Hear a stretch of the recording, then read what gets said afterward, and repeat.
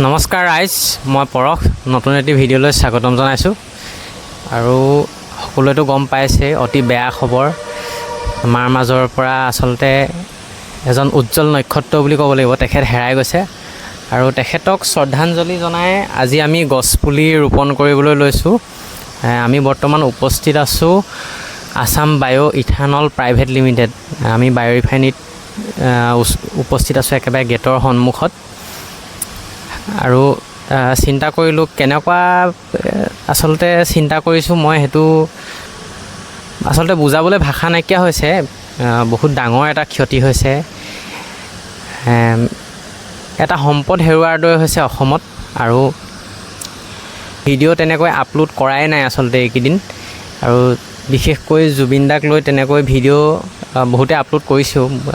মই বেয়া বুলি কোৱা নাই, মোৰ দৃষ্টিভংগীত আচলতে সকলো ধৰণৰ ভিডিঅ' আপলোড কৰাটো ভাল কথা নহয়। কিন্তু আমাৰ পৰিভ্ৰমী পৰিয়ালৰ বাকী সদস্যসকলে আচলতে মোক ক'লে যে অনুৰোধ কৰিছিলে আজি বিশেষকৈ জুবিন দাৰ নামতে গছপুলিকেইটা আমি উৎসৰ্গা কৰিম বুলি তেওঁলোকে সিদ্ধান্ত লৈছিলে। আৰু আজি আমি 10টা পুলি ৰোপণ কৰিবলৈ ইয়াত আহিছোঁ। বায়' ৰিফাইনেৰী কাষে কাষে আমি ৰোপণ কৰিম। একেবাৰে শেষলৈকে মই আপোনালোকক কথা দিছোঁ, একেবাৰে মেইন ৰাস্তালৈকে যিমানডোখৰ আছে ইয়াত আগতে আচলতে বাঁহ ৰোপণ কৰা হৈছে আৰু বাঁহৰ মাজে মাজে আমি গছপুলিসমূহ ৰোপণ কৰিম। মই আপোনালোকক কথা দিছোঁ একেবাৰে মেইন ৰাস্তালৈকে গোটেই গছপুলিৰে আমি ভৰাই তুলিম। আৰু আজি আমি লৈ আহিছোঁ কৃষ্ণচূড়া পুলি লৈ আহিছোঁ আৰু নাহৰ পুলি লৈ আহিছোঁ মিলাই। মই নুমলীগড় ৰিফাইনেৰীত যিহেতু বৰ্তমান কাম কৰি আছোঁ, আৰু মই কৰা কোম্পেনীটো হৈছে ইনষ্টোটেক। এইখিনিতে মই মৰম তামুলী ছাৰলৈ ধন্যবাদ জনাইছোঁ। কোম্পেনীৰ ফালৰ পৰা তেখেতে প্ৰথমবাৰৰ বাবে আচলতে আমাৰ পৰিভ্ৰমী পৰিয়াললৈ কোনোবাই সাহাৰ্য আগবঢ়াইছে গছপুলি ৰোপণ কৰিবলৈ। সেইবাবে মোৰ তৰফৰ পৰা, পৰিভ্ৰমী পৰিয়ালৰ তৰফৰ পৰা ছাৰলৈও মোৰ বহুত বহুত ধন্যবাদ জনালোঁ। তেখেতে আমাক এইকণ সহায় কৰাৰ বাবে। আগতে কোনেও আচলতে এনেকৈ কৰা নাই, আমি নিজা প্ৰচেষ্টাত কৰি আহিছিলোঁ। আৰু আজি আমাৰ গছপুলি ৰোপণ কৰিবলৈ আহিছে কুলেণ্ডা আপোনালোকে আগৰ পৰা দেখিয়ে আছে, প্ৰত্যেকটো ভিডিঅ'তে আচলতে কুলেণ্ডাক দেখাই থকা হয়। ওতঃপ্ৰোতভাৱে জড়িত হৈ আছে পৰিভ্ৰমী পৰিয়ালৰ লগত।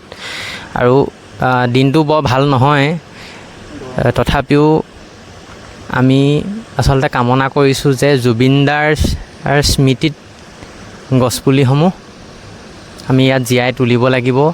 আৰু শিল্পীসকলেও বিশেষ ভূমিকা গ্ৰহণ কৰিব লাগিব, তেওঁৰ গানসমূহ জীয়াই ৰাখিব লাগিব।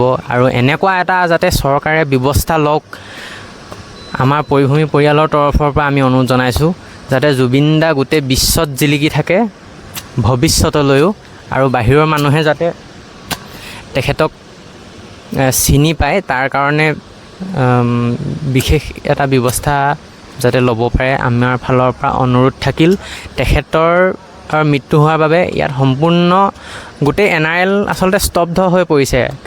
কালি কাম হোৱা নাই, আজিও কাম নাই হোৱা। বাহিৰৰ বহুত মানুহ আছে আচলতে,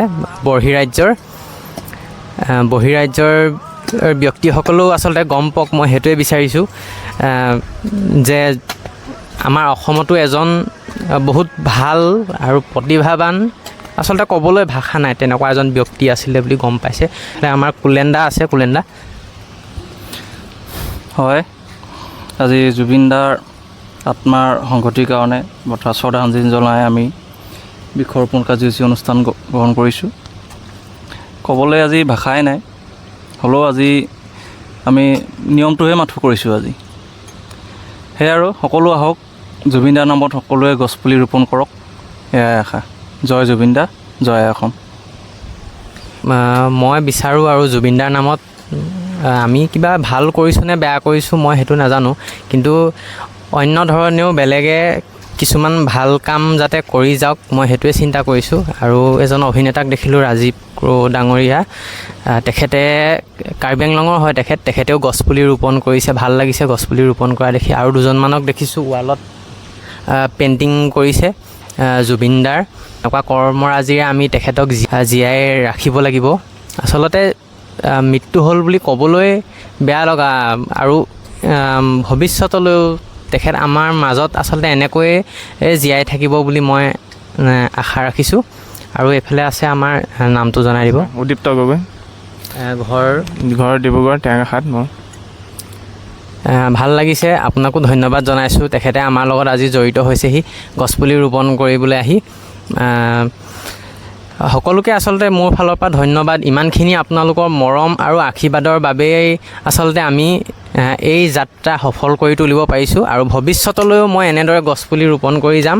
আৰু ইয়াত যিমান গছপুলি ৰোপণ কৰা হ'ব বায়ু ৰিফাইনেৰীৰ পৰা আগলৈ মেইন ৰাস্তালৈ আচলতে গছপুলি গোটেই ৰাস্তাটোত মই ৰোপণ কৰিম বুলি সিদ্ধান্ত লৈছোঁ। সকলো জুবিনদাৰ নামত আমি উৎসৰ্গা কৰিম এই গছপুলিখিনি। আৰু এজন আছে সদস্য আমাৰ, দাদা নামটো কৈ দিয়ক। মোৰ নাম অনিল দত্ত, ঘৰ মাজুলীত, ইয়াতে কাম কৰোঁ। কিন্তু জুবিনদাৰ আকস্মিক মৃত্যু খবৰ পাই আমি কি ক'ম মানে নিজেই ক'ব নোৱাৰা হৈ গৈছোঁ। তেওঁক শ্ৰদ্ধাঞ্জলি আমি জনাবতো নোৱাৰোঁ, তেওঁ নাই বুলি ক'ব নোৱাৰোঁ মানে বিশেষকৈ।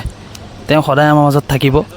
তেওঁ হৈ আমি বায়ু ৰিফাইনেৰীত গছপুলি ৰোৱা কাৰ্যসূচী এটা হাতত লৈছোঁ। ধন্যবাদ জনাইছোঁ সকলোকে আজি এই কাৰ্যসূচীত অংশগ্ৰহণ কৰাৰ বাবে। আৰু কেমেৰাৰ পাছফালে আছে আমাৰ ফুকন দা, আপোনালোকে আগৰ ভিডিঅ'ত দেখিছেই, মই তেখেতকো দেখুৱাবলৈ চেষ্টা কৰিছোঁ। এয়া হৈছে আমাৰ ফুকন দা, আগতে আপোনালোকে ভিডিঅ'ত দেখিছেই। আৰু সকলোৱে আশীৰ্বাদ কৰিব যাতে মহান শিল্পীগৰাকীৰ নামত আমি গছপুলি ৰোপণ কৰি যাব পাৰোঁ। এই গোটেই মেইন ৰাস্তালৈকে যিহেতু আমি পৰিকল্পনা কৰিছোঁ, সকলোৰে সহায় সহযোগিতা আৰু দিহা পৰামৰ্শ আশীৰ্বাদ কামনা কৰিলোঁ, যাতে আমি জুবিনদাৰ নামত গোটেই গছপুলিখিনি উৎসৰ্গা কৰিব পাৰোঁ আৰু ভৱিষ্যতলৈ চোৱা চিতা কৰিবলৈ যাতে আমি শক্তি পাওঁ। সকলোৱে তাকে আশীৰ্বাদ কৰিব। ধন্যবাদ।